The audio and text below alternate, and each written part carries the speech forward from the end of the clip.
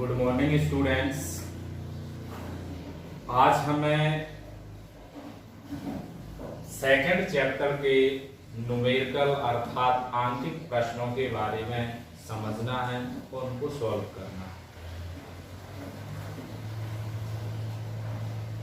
सभी बच्चों ने 10th क्लास में भी अनुभव किया होगा कि फिजिक्स के आंकिक क्वेश्चन कठिन होते हैं, लेकिन यदि आप फिजिक्स से संबंधित न्यूमेरिकल्स को इजी करना चाहते हैं तो सबसे पहले आपको उस चैप्टर से संबंधित नियम, सूत्र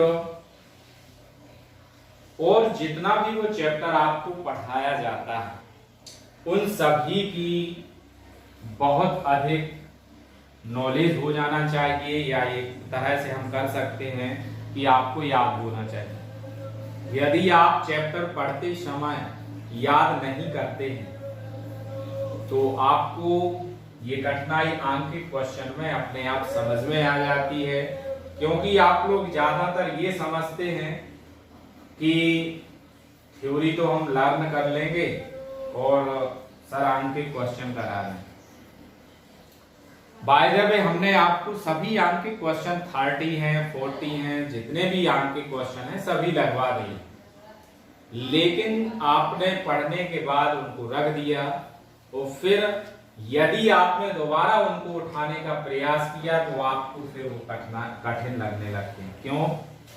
क्योंकि आपने जब उसकी थ्योरी नहीं पढ़ी, थ्योरी को लर्न नहीं किया, तो जिसके कारण वो आपको कठिन लगने लगते हैं। तो इसलिए हमें आंकिक क्वेश्चन को सरल बनाना है, तो उससे पहले हमें उसकी थ्योरी का आना बहुत अधिक आवश्यक है। तो आंकिक क्वेश्चन को पढ़ने से पहले हम इसके सूत्र और फॉर्मूलों को लिखते हैं और फिर आंकिक क्वेश्चन पढ़ेंगे। इस चैप्टर से संबंधित फॉर्मूले आप सभी के सामने हैं। डी ओमेगा बराबर डी अपॉन आर स्क्वायर, जहां डी ओमेगा आपका क्या होता है, घन कोण। डी फाई एक छोटे से अब क्षेत्रफल अवयव के कारण वैद्युत फ्लक्स क्या होता है, तो इसको आप क्या कहते हैं, फ्लक्स। डी फाई बराबर E vector dot D A vector बराबर E D A cos theta, जहां ई वैद्युत क्षेत्र की तीव्रता, डी ए क्षेत्रफल है, कॉस थीटा आप जानते हैं। फाई ई बराबर क्यू अपॉन एप्सिलॉन नॉट भी आप जानते हैं, क्यू आवेश होता है, एप्सिलॉन वैद्युत चुंबकशीलता होती है, एप्सिलॉन नॉट फाई वैद्युत फ्लक्स है। लैम्डा आपका क्या कहलाता है, सिग्मा आपका क्या कहलाता है, रो इस क्या कहलाता है, ये सभी आपके पॉइंट आप जानते हैं। लैम्डा को हम रेखीय घनत्व कहते हैं। लैम्डा को क्या कहते हैं, रेखीय घनत्व। इसको पृष्ठ घनत्व, सिग्मा को क्या कहते हैं, पृष्ठ घनत्व। एल आपकी लंबाई है, ए आपका क्षेत्रफल है, क्यू आवेश आप जानते हैं। इसके बाद आता है आपका रो, जिसको हम कहते हैं आयतन घनत्व। आयतन घनत्व, जहां भी आपका क्या होता है, आयतन। इसके बाद E बराबर lambda upon 2 pi epsilon naught r बराबर, इसको इस तरह लिख सकते हैं, E बराबर सिग्मा अपॉन 2 एप्सिलॉन नॉट आप लोगों ने फॉर्मूला प्राप्त किया है। और एक समान आवेशित गोले कोश के बाहर वैद्युत क्षेत्र की तीव्रता E बराबर 1/4 pi epsilon naught Q upon R square आती है। पृष्ठ पर आपकी E बराबर 1/4 pi epsilon naught Q upon capital R आ जाता है और भीतर E बराबर 0 प्राप्त होती है। और एक और सूत्र आपका होता है E बराबर V1 minus V2 upon D बराबर, इसको हम कह सकते हैं V अपॉन D। तो इन फॉर्मूलों को पहले आप लर्न करेंगे।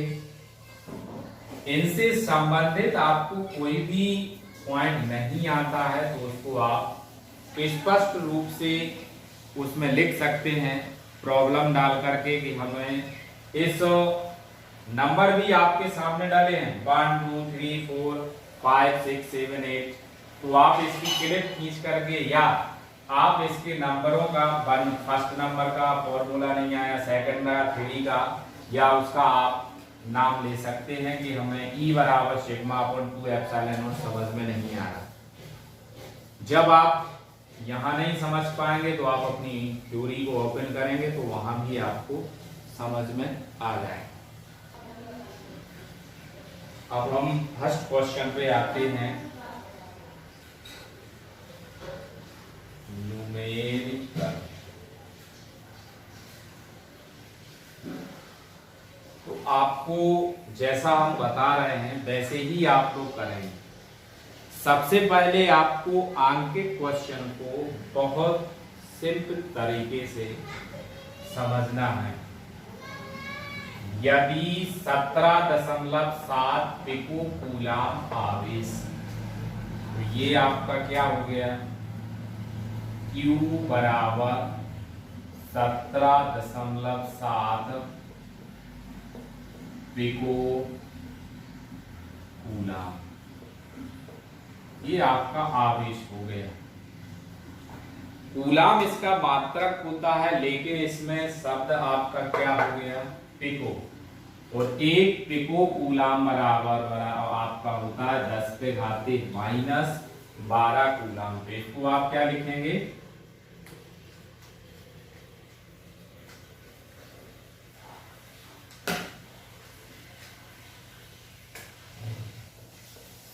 (17.7 मल्टीपल 10⁻⁻7 कूलाम। ये आपने लिख लिया है। इसके आगे हमें वैद्युत फ्लक्स निकालना है, तो इसकी भुजा से हमें कोई लेना देना नहीं है, क्योंकि इसकी भुजा आप जब वैद्युत फ्लक्स लगाएंगे और वैद्युत फ्लक्स के लिए आपका Q का मान दिया है। क्वेश्चन को हमें समझना है कि यदि 17.7 पिको कूलाम आवेश 10 सेंटीमीटर भुजा वाले घन के केंद्र पर रखा हो, तो घन की प्रत्येक सतह से निकलने वाले वैद्युत फ्लक्स का मान ज्ञात कीजिए। तो वैद्युत फ्लक्स के आपने दो फॉर्मूले पढ़े हैं, एक तो डी फाई बराबर भी पढ़ा है, डी फाई बराबर E vector dot dA vector, इसी को आपने लिखा है EDA cos थीटा। एक गॉस की प्रमेय पढ़ी है, फाई E बराबर Q अपॉन एप्सिलॉन नॉट। अब आपके सामने क्वेश्चन आता है कि हम कौन सा फॉर्मूला उपयोग करते हैं। सबसे बड़ी प्रॉब्लम आपकी यही रहती है कि किस फॉर्मूले का उपयोग करें कि हम इसका वैद्युत फ्लक्स ज्ञात कर सकें। अब हम यहाँ दोनों सूत्रों को आपके सामने लिखा है। यहाँ आपकी इस क्वेश्चन में ना तो वैद्युत क्षेत्र की तीव्रता कहीं दी है और ना ही आपका क्षेत्रफल दिया है। वैद्युत क्षेत्र की तीव्रता का सूत्र आप लोगों ने पढ़ा है पिछले आपके फर्स्ट चैप्टर में। किसी आवेश पर लगने वाले बल तथा उस आवेश के मान की निष्पत्ति को वैद्युत क्षेत्र की तीव्रता कहते हैं। तो E का आपका ना तो यहाँ बल दिया है, यहाँ हम अगर E निकालना चाहें तो E बराबर F अपॉन Q होता है। आवेश तो हमारे पास है लेकिन बल नहीं है, तो इसका मतलब है कि ये फॉर्मूला यहीं आपका फेल हो जाता है। क्योंकि यदि हम आपको डीए से समझाते तो आप कहते कि हम घन का क्षेत्रफल तो निकाल सकते हैं, लेकिन आप क्या नहीं निकाल पाएंगे, पी प्रताप, फॉर्मूला यहाँ काम नहीं करेगा। अब हम किस पे आते हैं, गॉस की प्रमेय पर। गॉस की प्रमेय क्या होती है, फाई ई बराबर क्यू अपॉन एप्सिलॉन नॉट। तो क्यू हमें दिया है और एप्सिलॉन नॉट का मान भी हम पहले चैप्टर में निकाल चुके हैं, 8.85 मल्टीपल 10 की पावर माइनस 12 कूलम स्क्वायर प्रति न्यूटन मीटर स्क्वायर। तो हम किस सूत्र से निकालेंगे, गॉस की प्रमेय से। तो उससे पहले हमें किसकी आवश्यकता है, एप्सिलॉन नॉट की। तो एप्सिलॉन नॉट बराबर फॉर्म मान क्या होता है, 8.85 मल्टीप्लाई 10 की पावर माइनस 12 कूलम स्क्वायर प्रति न्यूटन मीटर स्क्वायर। अब आप क्या लिखेंगे, गॉस की प्रमेय से फाई ई बराबर Q upon epsilon naught. Q का मान कितना दिया है, यहां आप पुट कर देंगे 17.7 मल्टीप्लाई 10 की पावर 7, सॉरी 10 की पावर 7 नहीं, यहाँ 12 लिखना है, 10 की पावर 12 अपॉन में कितना आ जाएगा आपका 8.85 मल्टीप्लाई 10 की पावर माइनस 12। अब आपका यहां सॉल्यूशन है। सॉल्यूशन में भी आपको ये ध्यान रखना है कि हम इजी कैसे कर सकते हैं। तो यहां आप देखेंगे 10 की पावर माइनस 12 से 10 की पावर माइनस 12 कैंसिल हो जाएगा। अब यहां पे फर्स्ट डिजिट में 7 है और यहां फर्स्ट डिजिट में 5 है। ये छोटा नंबर है, ये बड़ा नंबर है। तो यदि 7 को 5 बनाना है तो आप सभी जानते हैं कि 7 को 5 बनाना तो कितने का मल्टीप्लाई करना पड़ेगा, 5 का। अब आप इसको सोच लीजिए, 7 5 17.7 लिखा, 7 5 जा 35, 7 5 जा 38, तो 7 5 बन जा 5 और 3 कितना हो जाएगा 8। ये आपकी वैल्यू कितनी दे देगा, इतना। अब आपका यहाँ ये ध्यान रखना है कि यहाँ 2 डिजिट बाद आपका डेसिमल लगा है, यहाँ 1 डिजिट बाद है। तो इसको हम क्या लिख सकते हैं, आगे डेसिमल हटा देंगे तो क्या आ जाएगा आपका 17 0 अपॉन 885, डेसिमल हट गया। 117 5 जा कितना होता है, कितना, और इसको 10, 5 2 जा 10, तो आंसर कितना आ गया 2।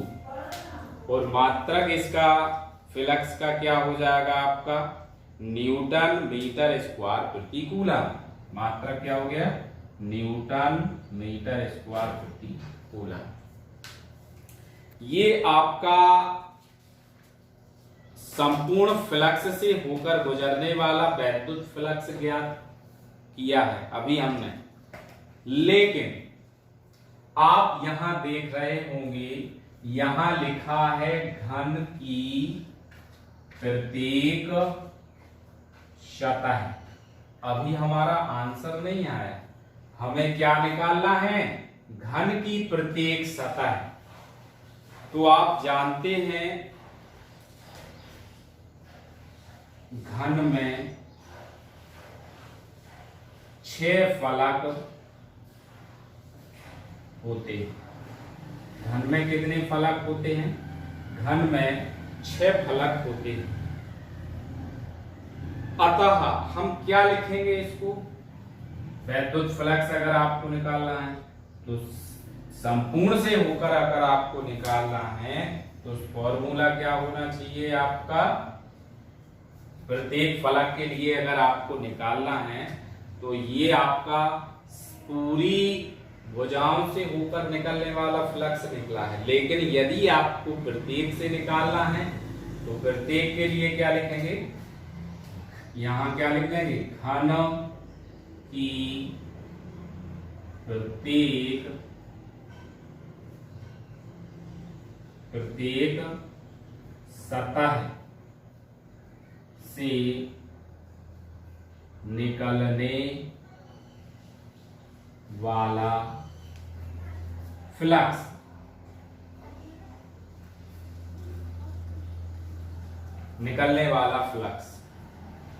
तो क्या आ जाएगा आपका, जब आपको सभी के लिए निकालना है तो यहां क्या आ जाना चाहिए, 6 फाई ई बराबर क्यू अपॉन एप्सिलॉन नॉट।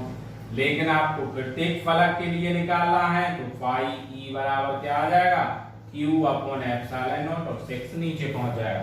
तो प्रत्येक फलक के लिए अगर आपको निकालना है तो फाई ई बराबर क्यू अपॉन 6 एप्सिलॉन नॉट। तो ये आपको रीजन समझ में आ गया होगा कि घन की 6 फलक होती हैं, यदि प्रत्येक सतह से निकालना है तो उसमें 6 का हमें क्या करना पड़ेगा, मल्टीप्लाई करना पड़ेगा।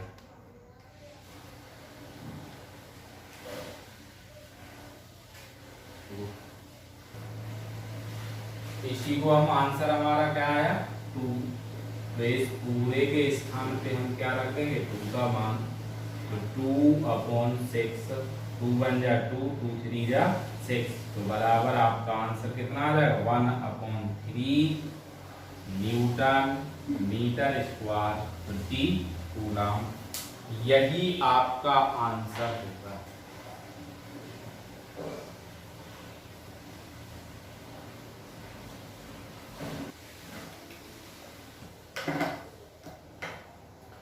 यहां आपका सेकंड क्वेश्चन है, एक समान वैद्युत क्षेत्र सदिश ई वेक्टर बराबर 2i cap plus 3j cap minus 4k cap volt प्रति मीटर में एक पृष्ठ के क्षेत्रफल ए वेक्टर बराबर 8j कैप मीटर स्क्वायर से गुजरने वाले वैद्युत फ्लक्स की गणना कीजिए। आपने पूरा क्वेश्चन एक बार में रीडिंग किया और रीडिंग करने के पश्चात आप देख रहे होंगे यहाँ तीव्रता दी और क्षेत्रफल दिया, आपने इसका मान लिख दिया। क्या लिखा आपने, ई वेक्टर बराबर 2i cap plus 3j cap minus 4k cap comma, दूसरा आपका क्या दिया है ए वेक्टर बराबर कितना दिया है, इसका आप मात्रक और लिख लेंगे, मात्रक क्या आ जाएगा वोल्ट प्रति मीटर, ताकि आपको याद रह सके। ए वेक्टर बराबर क्या आ गया 8j कैप मीटर स्क्वायर। अब यहां हमें क्वेश्चन को सूत्र को लिखने में परेशानी नहीं है, क्योंकि आपका वैद्युत फ्लक्स क्या होता है फाई ई बराबर E vector dot A vector. सीधा वैल्यू रख देंगे, क्या आ जाएगा 2i cap plus 3j cap minus 4k cap. बीच में आपका क्या लगा है डॉट, क्या आ जाएगा 8j कैप। 11th में आपको नियम बताया गया था कि I डॉट I बराबर J डॉट J बराबर K डॉट K बराबर वैल्यू क्या होगी 1, यदि I cap dot J cap बराबर J cap dot K cap बराबर K cap dot I cap हो, तो बराबर में वैल्यू क्या रहेगी 0। तो यहां हम पहले मल्टीपल करेंगे, इसको बाद में लगाएंगे। आपका क्या आ जाएगा आगे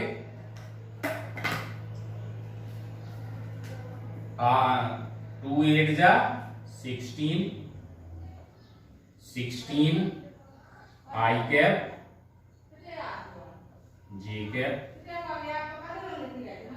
प्लस 8 3 या 24 J कैप माइनस 8 4 जा 32 K cap dot J cap. यहां आप देखें I कैप J कैप क्या वैल्यू दे रहा 0, 16 मल्टीपल क्या आ जाएगा 0, प्लस 24 जे कैप डॉट जे कैप क्या दे रहा वैल्यू 1, तो मल्टीप्लाई में 1 माइनस 32, ये भी वैल्यू कितनी दे रहा 0 मल्टीप्लाई 0, तो सॉल्यूशन क्या आ जाएगा 0 प्लस 24 प्लस माइनस 0 बराबर में 24।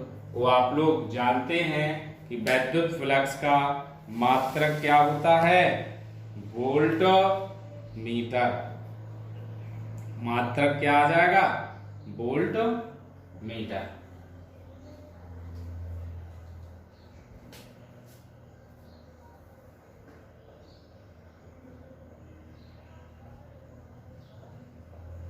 अब मात्रक को देख लीजिए वोल्ट मीटर क्यों आ जाएगा, यदि आप इन दोनों का इधर मल्टीपल करेंगे वोल्ट प्रति मीटर मल्टीपल मीटर स्क्वायर, तो ये मीटर स्क्वायर से एक मीटर स्क्वायर कैंसिल हो जाएगा, तो मात्रक क्या आ गया वोल्ट मीटर। आप कंफ्यूज नहीं होना है कि फ्लक्स का मात्रक वोल्ट मीटर क्यों लिख दिया गया, क्योंकि E इंटू ए था, तो इसी पे आधार पे हमने क्या लिख दिया वोल्ट मीटर। आज के लिए इन दोनों क्वेश्चनों के बाद और कुछ क्वेश्चन होंगे जो इसी पे आधारित होंगे, क्योंकि आपका फ्लक्स और वैद्युत क्षेत्र की तीव्रता से संबंधित जो कठिन से कठिन क्वेश्चन थे वो आपको सॉल्व करा दिए।